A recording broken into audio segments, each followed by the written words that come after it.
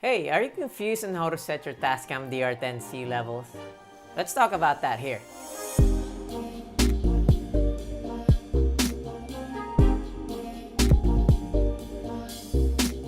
Hello everyone, my name is Sigarinko. I'm a full-time wedding and corporate videographer. In this video, I'll be answering the most common question about the Tascam DR10C recorder. How to set up the levels, show you the audio levels in post, and my thoughts and recommendation on what levels you should be setting it at. The Tascam DR10C is a new recorder from Tascam, about 2 to 3 years old. It is a recorder that connects to your lavalier microphone to create a compact recording system that fits on a belt pack. The reason why this recorder is so popular is that of two things. First, the size. It is really a small recorder that fits comfortably in your jacket or your pocket. It's twice as small as the popular recorders such as the H1 Zoom and the Tascam recorders. Number 2, dual recording capabilities. Most of the recorders before this one don't have a dual record capability. This comes in handy especially when you are not able to monitor your audio in certain situations like weddings, for example. Wedding videographers used to have the H1 Zoom or the Tascam recorders before this. The problem with those recorders is that they don't really protect your file from clipping. So the Tascam DR10C was really a heaven-sent audio recorder for me. And for everyone out there who's doing a run-and-gun type shoots, where you're not only shooting, but you're also the sound guy in the team.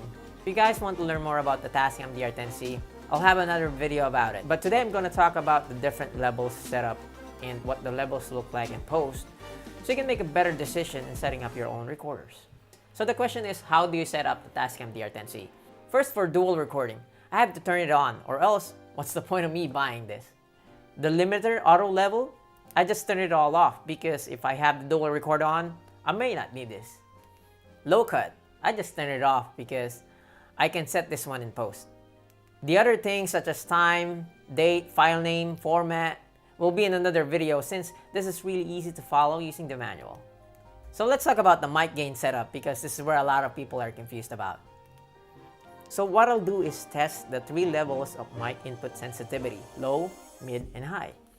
So I'll be placing the lav mic about 3 to 4 inches from my mouth and set the mic gain to low, mid, and high. Then I'll show you the results in post. Okay, so as what you see here is the first one here is the low settings.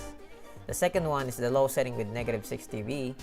The third is the mid, followed with the mid at negative 6 dB, high setting, and then the high setting file with negative 6 dB. So to see the levels, just look at the green bars to your right. If you don't go after what you want, you'll never have it. If you don't ask, the answer will always be no. If you don't step forward, you will always be in the same place. So what you see here is that the levels, it was hitting at around, it was hitting between negative 43 to negative 30 dB. So now let us listen to the low setting with negative 6 dB, and we should expect it to be negative 6 dB lower than the first one. Okay? If you don't go after what you want, you'll never have it. If you don't ask, the answer will always be no. If you don't step forward, you will always be in the same place. Okay, as we expect it to be, it is lower than the low setting by negative 6 dB. Okay, so now let's go mid. If you don't go after what you want, you'll never have it. If you don't ask, the answer will always be no. If you don't step forward, you will always be in the same place. Okay, so for the mid settings, the levels are in the range of negative 35 to negative 20 dB. So I won't play the second part because we already know that the outcome of the mid with negative 6 dB it's just gonna be negative 6 dB lower. Alright, so let's go to the high settings. Alright, don't go after what you want, you'll never have it. If you don't ask, the answer will always be no. If you don't step forward, you will always be in the same place. Okay, so that's the high setting. Done. So the high settings was playing around negative 20 to negative 12 dB. As you compare all these 3 you'll find that there's a huge difference from, setting your mic sensitivity from low, mid to high. What level should the Tascam DR10C be in? Low, mid, or high? I think you know the answer to this. My answer is the setting should be in high. Here is why. The audio levels on my video should be around -12 and -6 dB because that's the minimum audio level you can have for your video. In such a way, your viewers don't have to raise the volume in their devices.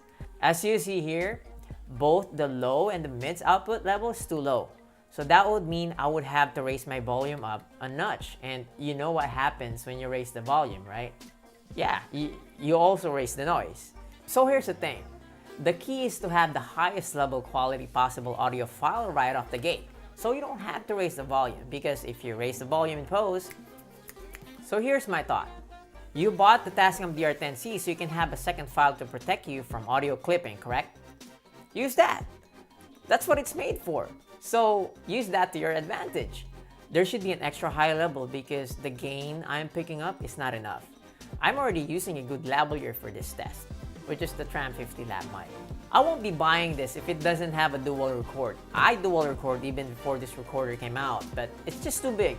I've also used H1 Zoom and Tascam DR08, but my clients still complain about the bulkiness of this thing. So there you go. I just showed you how I set up my Tascam DR10C, tested out each of the mic input sensitivity levels, and gave you my thoughts on why I set it that way. Question of the day: tell me about your audio recorder setup. What do you like or don't like about it? Put it in the comments below. Thank you so much for watching this video. Check out the links and notes below. If you have any gear you'd like me to review, let me know in the comments.